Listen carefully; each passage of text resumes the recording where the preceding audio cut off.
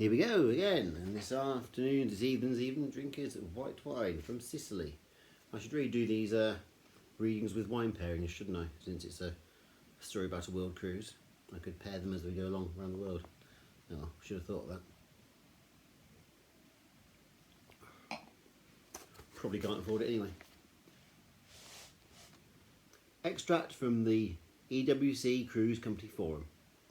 John West, 2-star member. Oh, hi there, fellow V101 cruisers. Most looking forward to the Legs Akimbo Theatre Group.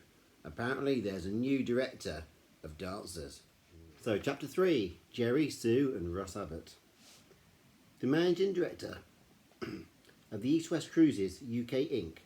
was the David Cameron-faced, shiny Chris Tarrant-suited Russ Abbott. The fact that he is named after the famous comedian of the 1980s has no relevance at all to this tale. This particular Mr. Abbott was not responsible for the crime against light entertainment, which is the launching of Les Dennis's career. Just perform an internet search for Les Dennis's Laughter Hour, if you're either curious or feeling reckless. Nor was he responsible for the party hit What an Atmosphere, which is actually quite catchy after a certain amount of baby sham. Coincidentally enough though, it was our Russ's father who first got him interested in the hospitality industry. The same man who co-produced the Bobby V single Rubber Ball, later hilariously covered by the comedy Russ Abbott, whilst wearing a huge inflatable suit.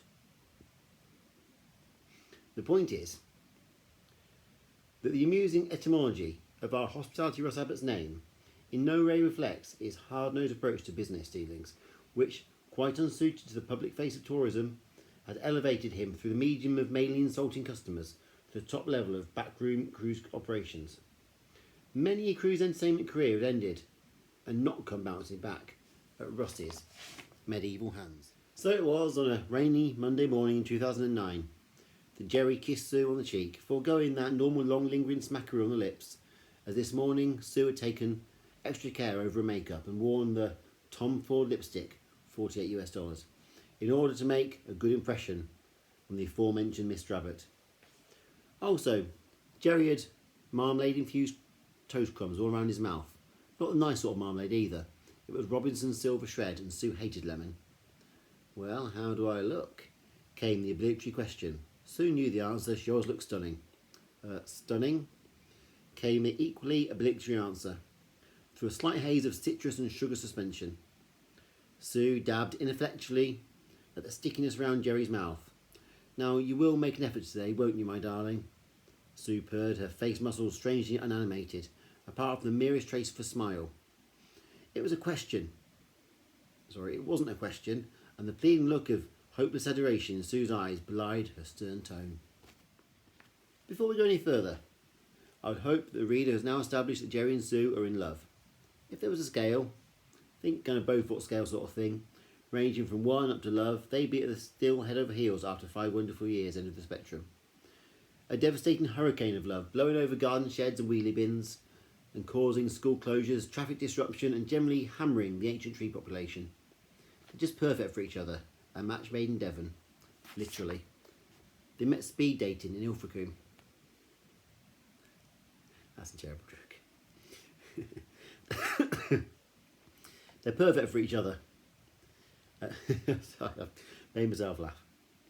Gerry's wife had run off with the local headmaster while Gerry was working on board the QE2 as assistant cruise director, and after a brief bout of minor alcoholism and bad soap choices, he and Sue had met across an uncrowded table, and when, after 2 minutes, the bell had rung to move them on to the next date, Gerry and Sue had simply walked hand in hand from the conference room at the North Devon Four Pillars Hotel, and spent an evening sitting on the wall gazing into each other's eyes, not even noticing the smell of rotten fish, emanating possibly from some lobster pots or more likely from a homeless man who subsequently stole Sue's handbag while the two lovers were otherwise engaged.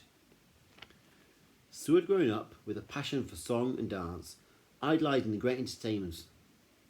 Barry Manilow, Lionel Blair, Brucey, okay. So, not necessarily the great ones, but she was a consummate professional, a cruise ship star.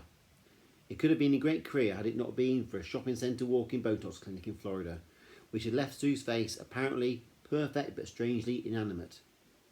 But with love on your side, what a force can hope to get in the way of your dreams? Well, not gravity anyway in Sue's case. And happily, not gale force winds either. I've composed myself now, sorry about that. I'll stop laughing at my own jokes.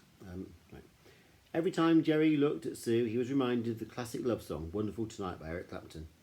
Although everyone else was reminded of the ZZ Top song, Legs.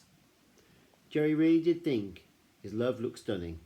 Beauty and presumably girlish innocence being in the eye of the beholder. This morning, the beholder spied his love through the rearview mirror as they drove through the Devon countryside. The A and B roads became motorway, which in turn eventually gave way to the busier streets of Southampton, and soon knew that as long as she felt like a star, she looked like a star, and the hired Mercedes with a slightly lemony scented driver certainly fitted the bill. From the outside, the EWC head offices were not to the imposing statement of high seas tourism that Gerry and Stu had anticipated. They were a prefabricated set of low-rise sandwiches between the TGI Fridays and the offices of Bromsgrove, Davies and Hughes, solicitors. Presumably the pecking order there was Bromsgrove at the top, sat in a swivel chair behind the green leather desk, Davies doing all the work and Hughes making the tea and running errands. The security man, who clearly in his 80s could not have provided much of a deterrent to any thieves, terrorists or undercover operatives from Fred Olsen, welcomed Sue cheerfully and ran his finger down a list of names 3 or 4 times before Sue pointed out a name at the top of the list. Old man security stared myopically at his clipboard from a distance of about 2 inches and, giving up, handed Sue a visitor's pass and gave her surprisingly clear directions to the 5th floor via the lift. Or stairs if you get claustrophobic, he added. As Sue advanced through the building's revolving doors towards the lobby, where 3 lifts were all waiting open-doored, a call from the security booth made a turn. Excuse me, young lady, you dropped your you've dropped your earring. Sue looked down, focused and bent to retrieve the tiny ruby stud which Mr. Magoo had apparently spotted from 35 yards away. Straightening up to offer a mystified thanks. How the hell had he seen that? Stupid old git. If the building's exterior was unprepossessing, then the contrast of the interior was like stepping through the back of a wardrobe into Narnia. Fur coats and icy pine trees everywhere. No, not really, of course.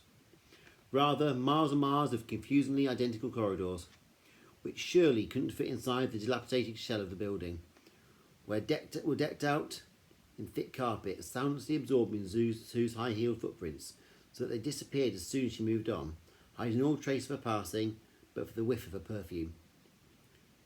The walls, Sue noted, were lined with copies, presumably, of painters by some of the great masters, Picasso, Van Gogh, Rolf Harris.